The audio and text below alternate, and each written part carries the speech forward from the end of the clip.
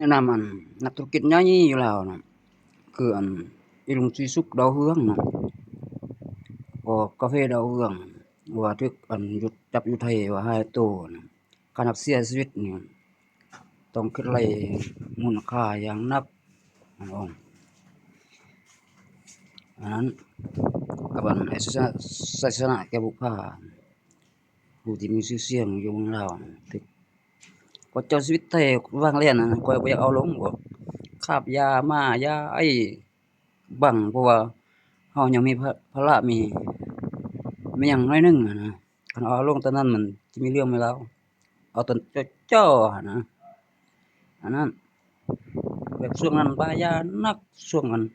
ป้าแม่เมียผู้ที่สามบ่มีเจ้าชายหลานะ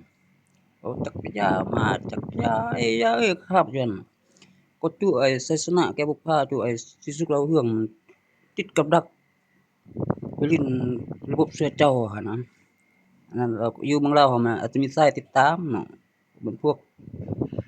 นักธุรกิจรวยคือกันนั่นแหละคือข้อยว่านะไปแล้วเด้อเขาส่งไปแล้วงับอยู่พู้นจนสิมายึดเอาเพื่อนไอ้ศาสนาแก้วบุพามูลค่าอยู่หุ้นก็อยู่หุ้นจับตัวเธออยู่หุ้นก็อยู่หุ้นข้ามหน้าข้ามตาลงมายึดเอาทรัพย์สมบัติฮอดเรือนฮอดศาลอยู่ประเทศลาวแม่งเพศจังนั้นซั้นคือเฮาจับได้เจ้าชีวิตเจ้าสิใส่หนี้หมดบ่ก็เจ้าก็ลิ้นเจ้าก็กินอยู่หั่นสุบจนบิดจนเบี้ยวแม่งสิเป็นบ้าเป็นเพ้อนำผู้หญิง